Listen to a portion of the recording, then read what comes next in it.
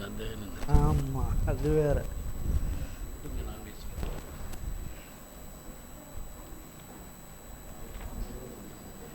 அன்பு பெரியோர்களே, அறிவிசால் ஆன்றோர் பெருமக்களே, உங்கள் அனைவருக்கும் எங்களது பட்டிமன்ற குழுவின் சார்பாக முதற்கண் வணக்கத்தை தெரிவித்துக் கொள்கின்றேன். இன்று தொல்காப்பிய சங்கமத்திலே ஒரு அருமையான ஒரு அமர்வு. எனக்கு தெரிய பட்டிமன்றம் இதுதான் முதல் நினைக்கிறேன், இல்லைங்களையா? முதலாக ஒரு புதிய நிகழ்ச்சியாக பட்டிமன்றம், அதுவும் சிறப்பு பட்டிமன்றம். அந்த பட்டிமன்றத்திற்கு நாங்கள் இங்கே பேசுவது நம்ம மிகவும் பெருமை அடைகின்றோம். இதில் தலைப்பிலேயே அவர் தெளிவாக சொல்லிவிட்டார். அறிவுடைமைக்கு பெரிதும் துணை நிற்பது கல்வியா கேள்வியா? கல்விக்கு பக்கத்தில் கண்ணின் போட்டார், கேள்வி பக்கத்தில் காதின் போட்டார். கண்ணால் பார்த்து படித்து தெரிஞ்சுக்கிறது கல்வி, காதால் கேட்டு தெரிஞ்சுக்கிறது தான். யார் என்ன ஏதுன்னு கேட்குற கேள்வி இல்லை, காதால் கேட்டு தெரிஞ்சு கொள்வது பேர் தான் இந்த கேள்வி ஞானம் சொல்கிறார்.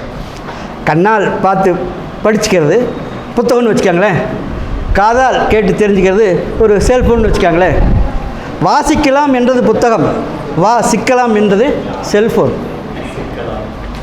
சிக்கலாம் என்பது செல்ஃபோன். இது ரெண்டுக்கு இடையில் நடக்கிறது தான் இதனுடைய விவாதம். இதில் ஒரு இடையில் ஒரு வார்த்தை போட்டிருக்கார், பெரிதும்னு ஒரு வார்த்தை போட்டிருக்கார். அறிவுடைமைக்கு பெரிதும் துணை நிற்பது கல்வியா கேள்வியா? அந்த பெரிதும் எது அப்படிங்கிறதுக்கு தான் இந்த பட்டிமன்றம் நடக்குது. கல்வினா என்னன்னு தெரிஞ்சுக்கிட்டோம், கேள்வினா என்னன்னு தெரிஞ்சுக்கிட்டோம் பட்டிமன்றத்தில். அது என்னங்க பட்டிமன்றம்? பட்டிமன்றம் என்ன? கவிதை பேசுனா கவிமன்றம்னு சொல்கிறோம், வழக்காடுனா நீதிமன்றம்னு சொல்கிறோம், வழக்காடு மன்றம்னு சொல்கிறோம். அது என்ன பட்டிமன்றம்? யாராவது கேள்விப்பட்டிருப்போமா, அறிந்திருப்போமா? இது கல்வியும் கேள்வியும் பற்றிய ஒரு பட்டிமன்றம் என்பதால் இது நீங்கள் செவி உணவாக சேர்ந்தாலும் சரி, இது கல்வியாக எடுத்துக்கொண்டாலும் சரி, எனக்கு தெரிந்த எனது ஆய்வை பட்டிமன்றம்னு இதுக்கு ஏன் பேர் வச்சாங்க? அந்த காலத்தில் பாட்டிங்கெல்லாம் ஒன்றா சேர்ந்து ஒரு நிகழ்ச்சி முடிவு பண்ணுவாங்க, அது பாட்டிமன்றம். பாட்டிமன்றம் தான் பட்டிமன்றம் மாறிடுச்சுன்னா அது ஏற்றுக்கிற மாதிரி இல்லை. பட்டினா கேரளாவில் மலையாளத்தில் ஒரு வேறு மாதிரியான ஒரு வார்த்தை இருக்குது, அது மாதிரி இதுக்கு பொருந்து வரல. அப்போ இது என்ன தான் எதுக்காக இந்த பட்டிமன்றம் பேர் வச்சாங்க? 8 பட்டி மக்கள்னு சொல்கிறாங்க, அது 8 பட்டி மக்கள். இதெல்லாம் யோசித்து பார்க்க வேண்டியிருக்கு. என்றைக்காவது நான் பட்டிமன்றம் சொல்லியிருக்கோம் இல்லையா? பட்டிமன்றம்னு என்ன, அதனுடைய விளக்கம் என்ன, யாரும் சொன்னதில்லை, கேட்டதும் இல்லை. என்னுடைய ஆய்வு பிரகாரம் இதற்கு பட்டிமன்றம் எதற்கு எப்படி பெயர் வந்தது என்னுடைய ஆய்வு தான். இது ஏற்றுக்கொள்வதும் உங்களுடையது. நீங்கள் கொஞ்சம் விழாவரவி பேசலாமே. விக்ரமாதித்தன் கதையை நீங்கள் கேள்விப்பட்டிருப்பீங்க. அவன் சொல்லக்கூடிய ஒவ்வொரு தீர்ப்பும் அவனுடைய தம்பி கூட இருந்து வேண்டியதெல்லாம் அந்த யோசனையை சொல்லுவார். அந்த யோசனை பிரகாரம் அந்த விக்ரமாதித்தன் தீர்ப்பு சொல்லி கொண்டிருந்தார். இந்த நேரத்தில் இந்திர லோகத்திலே ஒரு போட்டி நடந்தது. நடனத்தில் சிறந்தவள் ரம்பையா ரதியா? இதுக்கு போட்டி வைக்கணும், இதுக்கு சரியான தீர்ப்பு சொல்கிறது யார் அப்படின்னு பார்க்கும்போது பூலோகத்தில் விக்ரமாதித்தன் மகாராஜா இருக்கிறார், அவர் சரியான தீர்ப்பு சொல்லுவார், அவரை கூட்டி வந்தால் இங்கே அருமையான தீர்ப்பு சொல்லுவார்னு சொன்னார். உடனே அங்கே அழைப்பு வருகிறது. உடனே தம்பியிடம் கேட்கிறார். அவன் சில உபாயங்கள் சொல்லி அண்ணனை அங்கே அனுப்புகிறார். அங்கே இந்திரலோகம் செல்கிறான் விக்ரமாதித்தன். ரதியும் ரம்பையும் நடனம் ஆடுகிறார்கள். நடனம் ஆடுவதற்கு முன்பாக விக்ரமாதித்தன் ஆளுக்கு ஒரு ரோஜா பூவை கையில் கொடுத்து விடுகிறார். இதை வைத்துக்கொண்டு நடனம் ஆடுங்கள். 2 பேரும் நடனம் ஆடுகிறார்கள். நடனம் முடிகிறது. 2 பேரும் அருமையாக நடனம் ஆடி முடிக்கிறார்கள். யார் சிறந்த நடனம் ஆடினார் என்று யாரும் கண்டுபிடிக்க முடியவில்லை. உடனே இந்திரன் கேட்கிறான், நடனத்தில் சிறந்தவர் யார் கேட்கும்போது இவன் விக்ரமாதித்தன் சொல்கிறார், ரம்பை தான் நடனத்தில் சிறந்தவர் என்று சொல்கிறார். இருவரும் அருமையாக ஆடினார்கள், எப்படி சொன்னீர்கள் என்று இருவரும் பக்கத்தில் வளைத்து அந்த ரோஜாப்பூ கொடுத்தார்லவா கையில் வாங்கி பார்த்துவிட்டு, ரம்பையிடம் வாங்கிய அந்த பூ கசங்காமல் அப்படியே இருக்கிறது, ரதியிடம் வாங்கிய பூ கசங்கி இருக்கிறது. அந்த பூவுக்குள் ஒரு முல்லை வைத்திருந்தார். அந்த கசங்கி, அதாவது உணர்ச்சி வேகத்தில் காயை கசக்கி ஆடும்பொழுது அந்த முள் கை குத்தி விட்டது, முகபாகம் மாறிவிட்டது ரதிக்கு. அதனால் முகபாகம் மாறிவிட்டதால் ரதி இந்த நடன போட்டியில் தோற்று விட்டார். ரம்பை தான் வென்றார். உணர்ச்சி பூர்வமாக இல்லாமல் உண்மையாக நடனம் ஆடினார், அதனால் ரம்பை சேர்ந்தார். உடனே அந்த இந்திரன் பார்த்து, இவ்வளோ அறிவுபூர்வமான ஒரு தீர்ப்பு சொல்லியிருக்கிறாயே, உனக்கு நான் ஏதாவது கொடுக்க வேண்டும் என்று சொல்லி ஒரு இந்திர சிம்மாசனத்தை தருகிறார். அந்த இந்திர சிம்மாசனத்திலே இந்த பக்கம் 16 பதுமைகள் இருக்கும், அந்த 16 படிகள் இருக்குது, இந்த பக்கம் 16 பதுமைகள், இந்த பக்கம் 16, 32 பதுமைகள் கொண்ட ஒரு இந்திர சிம்மாசனத்தை கையில் கொடுத்து, இந்த சிம்மாசனத்தில் அமர்ந்தபடி நீ 1000 ஆண்டுகள் அரசாழ்வாய் அப்படின்னு ஒரு வரத்தையும் கொடுத்து அனுப்பிச்சிடுறார். அந்த சிம்மாசனத்துக்கு கொண்டு பூலோகம் வர்றார் விக்ரமாதித்தன். தம்பிக்கிட்ட சொல்கிறார், இப்படி நான் வர வாங்கிட்டு வந்திருக்கேன்னு சொன்னோடனே தம்பிக்கு ஒரு மாதிரி மூஞ்சி ஒரு மாதிரி ஆயிடுது. இல்லை ஏன்ப்பா நீ சந்தோஷப்பட வேண்டியதானே? இல்லைன்னா இது வரைக்கும் நம்ம ஒரு ஏதாவது வழக்கு வந்துச்சுன்னு சொன்னால் 2 பேரும் கலந்து பேசி நாம் கொடுத்த ஐடியாவில் நீங்கள் வந்து டிப் சொல்லிட்டு இருந்தீங்க. நான் 100 வருஷம் தான் இருப்பேன், நீங்கள் 900 வருஷம் எக்ஸ்ட்ரா எப்படி உயிரோட இருக்க போகிறீங்க அப்படின்னு நினச்சேன்.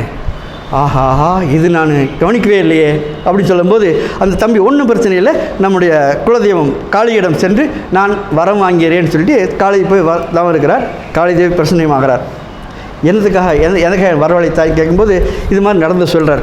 அப்படியா, ஒன்றும் பிரச்சனை இல்லை, நான் சொல்கிறத செஞ்சுன்னா உனக்கு அதிகமான வாழ்கிறதுக்கு நான் வரம் தருகிறேன். சரி, என்ன செய்யணும்? உங்களுடைய அண்ணன் தலையை வெட்டி எனக்கு காலையில் கொண்டு வை, அப்பொழுது உனக்கு நான் வரம் தருகிறேன்.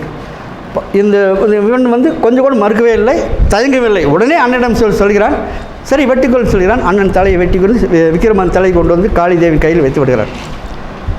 உனக்கு நான் சொன்னது செய்ய மாட்டேன்னு நினைத்தேன், ஆனால் செய்து விட்டாய். எனவே உங்கள் அண்ணன் 1000 ஆண்டுகள் கேட்டான், நான் உனக்கு 2000 ஆண்டுகள் வாழ வரம் தருகிறேன். இதை கேட்டோன்னு இவர் ரொம்ப சிரித்து விட்டான். எதுக்காக சிரிக்கிறாய்? ஓங்கய்யா, மேலே இருக்கிற சாமி கொடுக்குற வரமில்லை, இப்படி வெத்து வேட்டுன்னு. ஏன் எப்படி சொல்கிறேன்னு? இப்போ தான் என் அண்ணன் வந்து 1000 ஆண்டுகள் வாழ வரம் வாங்கி வந்தான், அவன் தலை உங்கள் காலடியில், இப்படித்தானே இருக்கும் உங்கள் வரமும் என்று அவன் கேட்க, அது காளிதேவி ஒரு நாள் முடியா அசந்து விடுகிறார். இவ்வளோ அறிவுபூர்வமான கேள்வி கேட்டு, நாங்கள் வரம் கொடுத்தால் கொடுத்தது தான், என்ன செய்கிறாய்? இந்த தலையை கொண்டு போய் விக்ரமாதித்தன் முண்டத்தின் மேல் வை, அவன் உயிர் பெற்று வருவான், அவன் 1000 ஆண்டுகள் வாழ்வான் என்று. சரி, உடனே சொல்கிறார், உனக்கு 2000 ஆண்டுகள், உங்கள் அண்ணனுக்கு 1000 ஆண்டு கொடுத்ததான். அண்ணன் தலையை கொண்டு போய் அங்கே வைக்கிறான், அவன் உயிர் பெற்றுகிறான். இவன் சொல்கிறான், என் காளியிடம் நான் 2000 ஆண்டுகள் வரம் வாங்கி வந்தேன். இதை கேட்டவுடனே அண்ணனுக்கு தலை கவிழ்ந்து விடுகிறார். ஏன்னா இது சந்தோஷமாக சமாச்சாரம் தானே. 1000 ஆண்டுகள் 2 பேர் சமமாக இருப்போம், மேற்கொண்டு 1000 ஆண்டுகள் நீ மட்டும் தனியாக இருப்பாயே, நான் என்ன செய்வேன்? அப்பொழுது இவன் ஒரு உபாயம் சொல்கிறான். அண்ணா கவலைப்படாதே, இந்திரன் உனக்கு இந்த சிம்மாசனம் கொடுக்கும்போது என்ன சொல்லி கொடுத்தார்? இந்த சிம்மாசனத்தில் அமர்ந்தபடி 1000 ஆண்டுகள் அரசாள்வாய் என்று தான் சொன்னார். ஒன்று செய், இந்த சிம்மாசனத்தில் 6 மாதம் உட்கார்ந்து அரசாள், மீதி 6 மாதத்துக்கு காட்டுக்கு சென்று விடு. அப்போது 6 மாதம் 1 வருஷம் ஆகிவிடுகிறது. அப்போது 1000 ஆண்டுகள் 2000 ஆண்டுகள் ஆகிறது, இருவருமே 2000 ஆண்டுகள் வாழலாம் என்று ஒரு அருமையான ஒரு தீர்ப்பு சொல்கிறார். அருமையான இந்த விளக்கம் இது என்னன்னு கேட்டிங்கன்னா, அப்படி சொன்னவனுடைய பெயர் தான் பட்டி.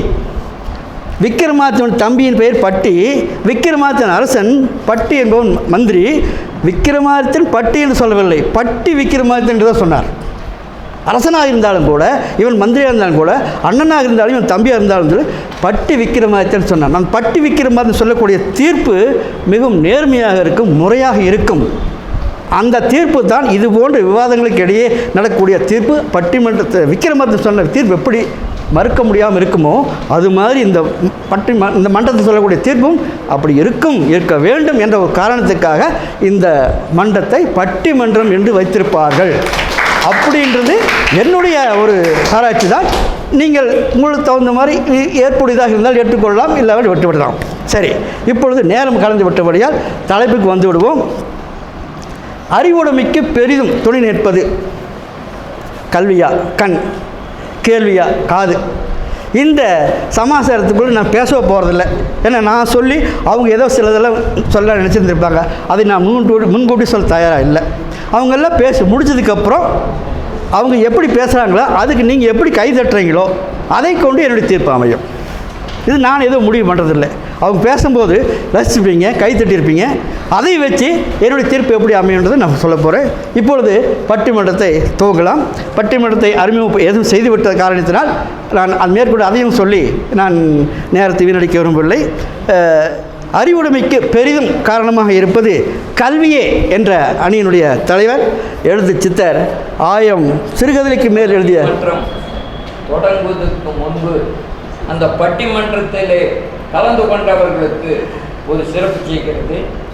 அந்த நாட்டாமையாக விளங்கக்கூடிய மூப்பை ராமலிங்கன் அண்ணா அவர்களுக்கு தலைவர், இந்த விழா தலைவர் தங்கவேல் அண்ணா சிறப்பு செய்கிறார்.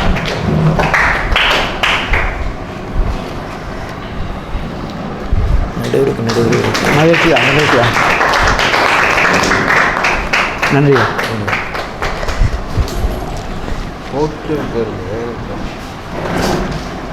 அடுத்து அதில் பங்கு கொள்ளக்கூடிய கல்வியே என்ற அணியிலே பேசக்கூடிய அணித்தலைவர் முகில் தினகரன் அவர்களுக்கு நானே தெரிவித்து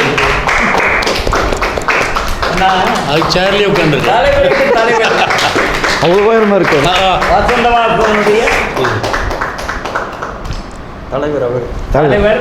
இது நீங்க உயர்மட்ட குழு, உயர்மட்ட குழுவினுடைய தலைவர். உயரமாக இருக்காருல்ல, அதான். அம்மா நீங்க குணசுந்தரி அம்மா அவர்களுக்கு முனைவர் பாலசரஸ்வதி அம்மா சிறப்பு செய்கிறார்கள்.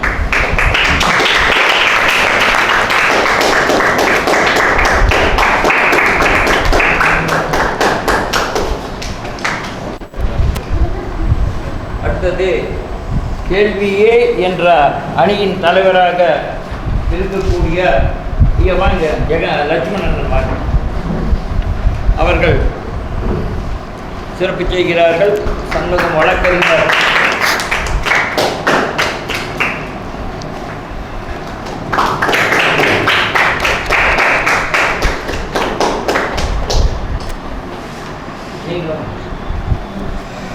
ஆரம்பிக்கம்மா வாங்க.